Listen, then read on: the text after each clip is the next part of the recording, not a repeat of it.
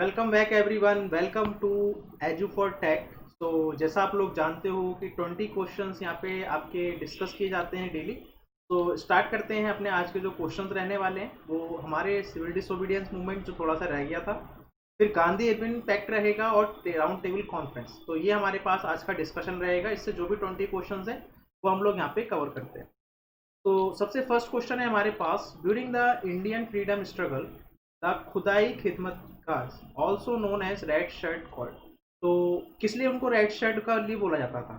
ठीक है, तो ये आपके पास है। तो थोड़ा सा हम लोग यहाँ पे बात कर लेते हैं खुदाई खिदमतगार की। तो खुदाई खिदमतगार को क्या बोलते थे? रेड शर्ट भी बोलते थे। और ये क्या थे? ये एक वॉलेंटियर ऑर्गेनाइजेशन थी जो खान अब्दुल गफर खान ने नॉर्थ वेस्ट फ्रंटियर प्रोविंस में बनाई थी। ठीक है, क्या नाम था उनका? खान अब्दुल गफर खान। लिख देता हूं मैं यहाँ पे, खान अब्दुल गफर खान। तो ये कहाँ की थी? नॉर्थ वेस्ट फ्रंटियर प्रोविंस में थी। ठीक है, इन्होंने क्या किया था? इस ऑर्गेनाइजेशन को बनाया था। ठीक है, और बेसिकली क्या थी ये? किसके लिए बनाई गई थी? ये क्या थे? जो पठान रीजनल नेशनलिस्ट यूनिटी थे, उसके लिए वहां पे उन्होंने इस चीज को फॉर्म किया था, इस ऑर्गेनाइजेशन को। और कोलोनियलिज्म के अगेंस्ट क्या चल रहा था? एक स्ट्रगल चल रहा था। तो इसलिए क्या बनाई थी ये पार्टी, या फिर कह सकता हूँ ये ऑर्गेनाइजेशन बनाई गई थी नॉर्थ वेस्ट ईस्ट फ्रंटियर में। तो आपको इतना ध्यान रखना है। ठीक है, उसके बाद देखो, रेड शर्ट ऑर्गेनाइजेशन क्यों फाउंड की गई थी? आपको पता है जो ये ब्रिटिशर थे, इनको भगाने के लिए क्या की गई थी? ये आपके पास ऑर्गेनाइजेशन बनाई गई थी। नेक्स्ट क्वेश्चन आता है, the soldier of Garhwal regiment refuse to fire on the revolutionary. तो जब ये आपके पास सिविल डिसोबीडियंस मूवमेंट चल रहा था, तो उस टाइम पे जो गढ़वाल रेजिमेंट थी, ठीक है, जो सोल्जर थे इस रेजिमेंट के, ठीक, उन्होंने क्या किया? ये जो पेशावर में, मतलब उस टाइम के पेशावर की बात है, जो वहाँ पे भीड़ थी, तो उन्होंने क्या कर दिया? रिफ्यूज कर दिया फायर करने के लिए। क्योंकि उन्होंने देखा जो ये खान अब्दुल गफर खान है, मतलब उस टाइम पे जो उनकी ये जो ऑर्गेनाइजेशन है, कह सकते हैं जो खुदाई खिदमतगार ऑर्गेनाइजेशन थी, ये उस टाइम प्रोटेस्ट कर रहे थे। लेकिन ये लोग कैसे थे? निहत्थे थे, अनआर्म थे। ठीक है, तो इस वजह से क्या हुआ? जो अनआर्म्ड लोग थे, तो इन्होंने क्या कर दिया? गढ़वाल रेजिमेंट ने क्या कर दिया? मना कर दिया कि हम लोग इन पे फायर नहीं करेंगे। तो ये कब की बात है? ये आपकी बात है during time of civil disobedience movement. Next question आता है, the leader of Lal Kurta movement. तो लाल कुर्ता मूवमेंट के जो लीडर थे वो सेमी खान अब्दुल गफर खान थे। तो लाल कुर्ता, ठीक है, ये मूवमेंट किसने चलाया? ये रेड शर्ट ही है। और यही क्या है आपके पास खुदाई खिदमत कार है। ठीक है, तो ये किसी भी नाम से पूछ सकते हैं। उसके बाद नेक्स्ट क्वेश्चन आता है, जैत्रांग मूवमेंट स्टार्टेड इन। तो ये जैत्रांग मूवमेंट कहाँ चला था? तो ध्यान रखना कि जो त्रिपुरा में, ठीक है, सॉरी, जो चला था ये कहाँ पे चला था? आपका ये चला था, आपके पास था ये, आपके पास था मणिपुर। ठीक है, मणिपुर में था क्या इसका आंसर? इसका आंसर क्या था? मणिपुर था। ठीक, तो यहाँ पे क्या हुआ था?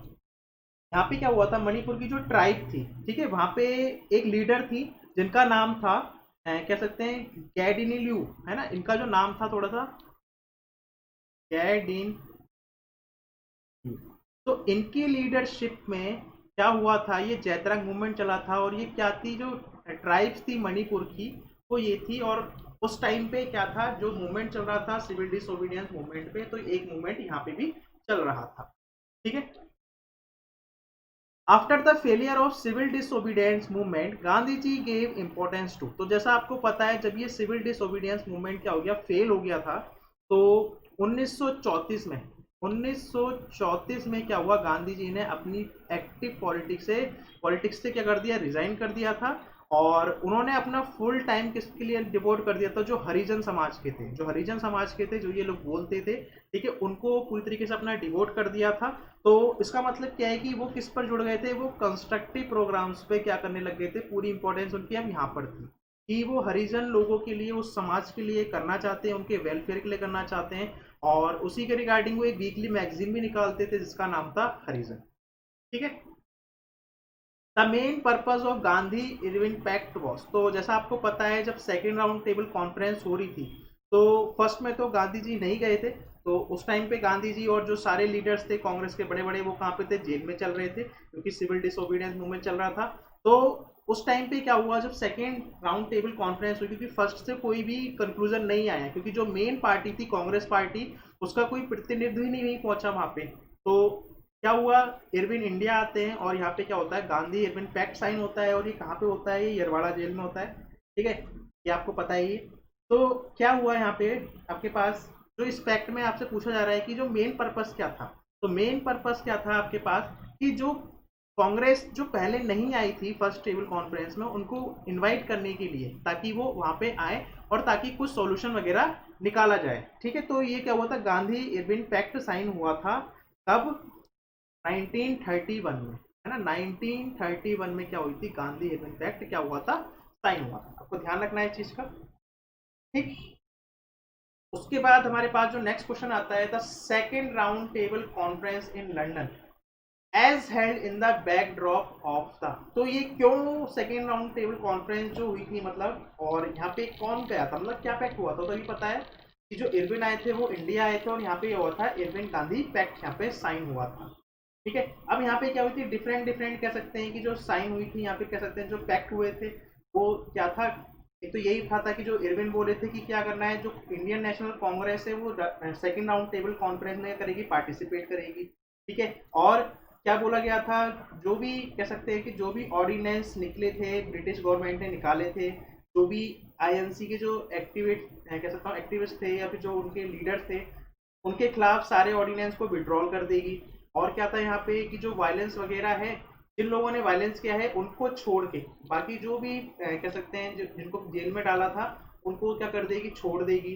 ठीक है, तो यहाँ पे काफी चीजें हुई थी, और यहाँ पे इरविन बोले थे कि जो डिसोबीडियंस मूवमेंट उसको खत्म करना है। और फिर यहाँ पे ये भी बात हुई थी, जो सॉल्ट लॉ है ना, उसका जो टैक्स है वो भी माफ कर दी, हटा दिया जाएगा, और कांग्रेस से जो बैन लगाया था वो भी हटा दिया जाएगा। तो ये काफी चीजें यहाँ पे डिस्कस हुई थी।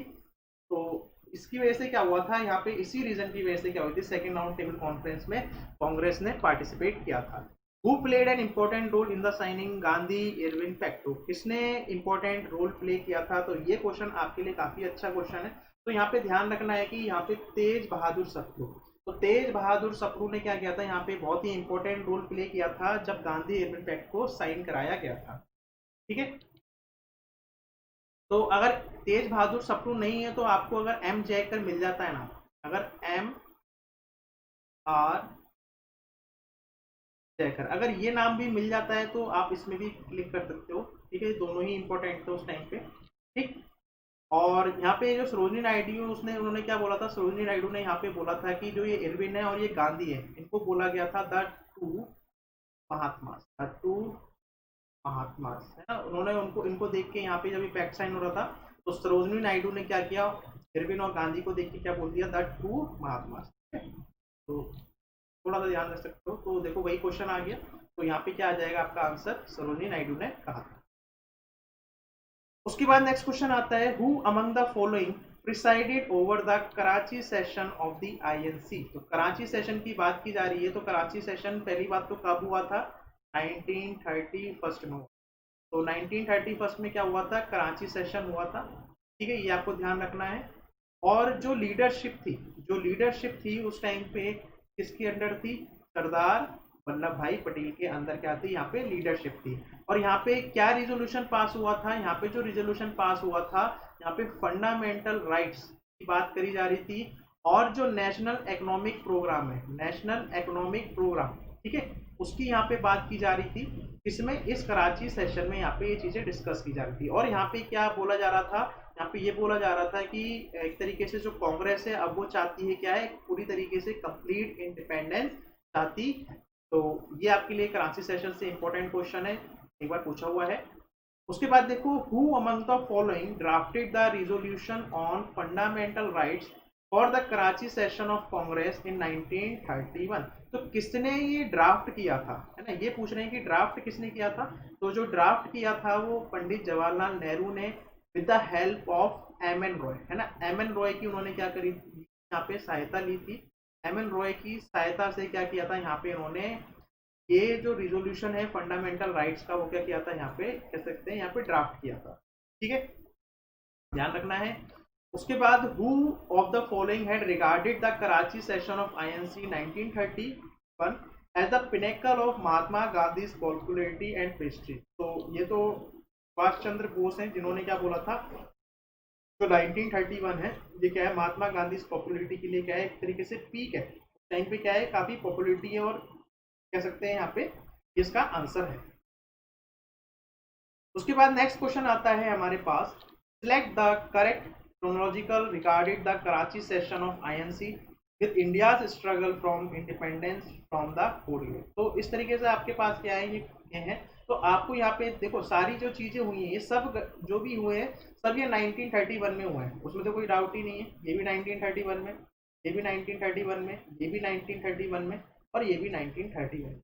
तो ये क्वेश्चन क्या है आपका यूपी पीसीएस में, मतलब अगर मैं उत्तर प्रदेश की बात करता हूँ तो ये आपका क्वेश्चन क्या है, 3 बार पूछा हुआ है आपका।